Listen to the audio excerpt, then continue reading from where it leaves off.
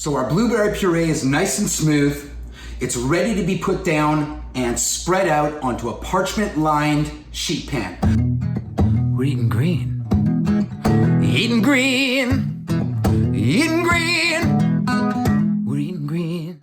Hi friends, welcome to another episode of Eating Green, where we redefine cannabis-infused food. About 6 years ago, I sought the help of a naturopath. Since the age of 12, I suffered with psoriasis. And about 6 years ago, I finally was able to commit to making some changes in my diet.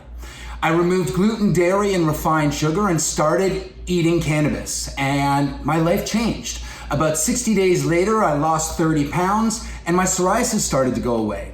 Fast forward to today, I'm a much healthier person, a much happier person too. Just ask my wife. She'll speak to my much better disposition, I'm sure. On today's episode, we are doing one of my all-time favorites and one of my favorite snacks as a kid. That is fruit roll-ups or fruit leather in this instance. So we are doing blueberry fruit leather. Really simple with only 3 ingredients. We have fresh blueberries, we have beautiful maple syrup, and we have our cannabis oil. 3 simple ingredients. You know, I always say, if you start with great ingredients, you will end up with a great product. It's really that simple. So, let's get started. Creating our fruit leather couldn't be easier, and you can use a number of different ingredients. You could use pineapple, you can use strawberry, you can really use virtually any fruit that you want. The less water content, the better. I'm really not making a fruit leather out of watermelon or cantaloupe or honeydew, but certainly pineapple and mango and strawberry and other berries are perfect. So to get started, really simple, we have our blueberries. I have about 1 cup of blueberries here, and to that I'm going to add about 1/4 cup of maple syrup. I'm turning this on to a low temperature, okay? And all we're looking for is waiting for all of those blueberries to split. All the skins are going to split, and then all of those juices are going to release, and it's going to become a much wetter mixture, okay? So in and about an hour, I cover this, I put it aside on a low temperature, and here we have what we're looking for, which is the blueberries that have been nicely macerated. You can see a lot of liquid is in there, and I will make sure that I get you quite a few close-up pictures. I know that you want them. So from here, really simple. We're going to strain this blueberry and maple syrup mixture. So gorgeous. And you know, I'm trying to separate the beautiful blueberries from the syrup, but I can add some of the syrup back if and when I need it during the pureeing process, okay?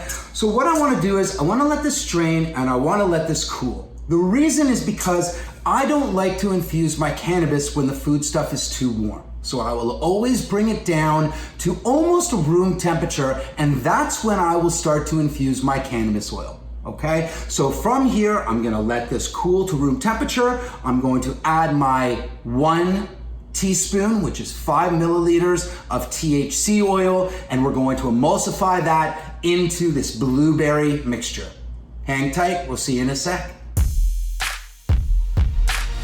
So our blueberry mixture is cooled to room temperature. It's time to add our cannabis oil. I have 5 milliliters of THC oil. My THC oil is 26 milligrams per milliliter. I have 5 milliliters here, which means I have 130 milligrams of THC in this entire recipe. I'm going to puree this until smooth, and we'll be right back. Stay with me. So our blueberry puree is nice and smooth. It's ready to be put down and spread out onto a parchment-lined sheet pan. So a little trick is I rub a little bit of oil underneath my parchment paper, which allows the parchment paper to stick right to my sheet pan and keeps it really tight in place, okay? So I have a spatula, now I do, and here we're going to spread out this gorgeous blueberry puree. Gorgeous. And we are gonna spread this out all over this beautiful sheet pan. I mean, how could a sheet pan not be beautiful, right? We're gonna spread this out.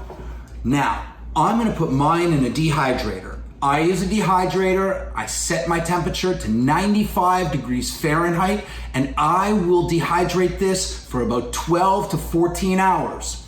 If I'm using my oven, which I do use quite often, I will set my temperature to 200 degrees Fahrenheit, and I will cook this for approximately 2.5 to 3 hours.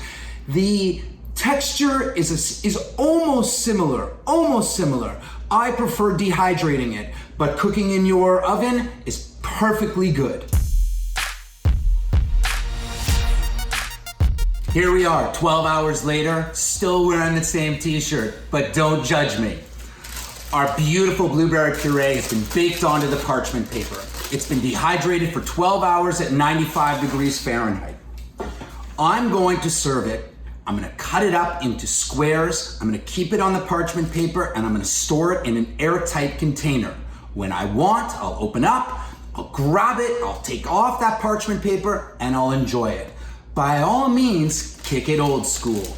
Roll that puppy up, just like we did when we were kids, and we call it fruit roll-ups. We roll it up, you cut it into the portion sizes that you choose, and then you again store it in an airtight container. I'll see you in a second for the ultimate taste test.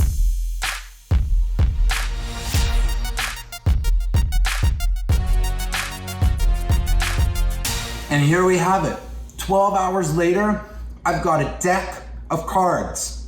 Now, a deck of fruit leather, blueberry infused fruit leather. It was really as simple as combining maple syrup and blueberries, bringing them to a simmer, allowing them to cook until all of those juices are coming out of those blueberries. We strain them, we cool them down, we emulsify it in the blender with cannabis oil, and then we take it and dehydrate it for 12 hours at 95 degrees, or by all means use your oven. Now I've got a stack of these that are gonna last me quite some time. I hope you enjoyed this episode of Eating Green. And don't forget, eating green. We're eating green. Eating green. Eating green.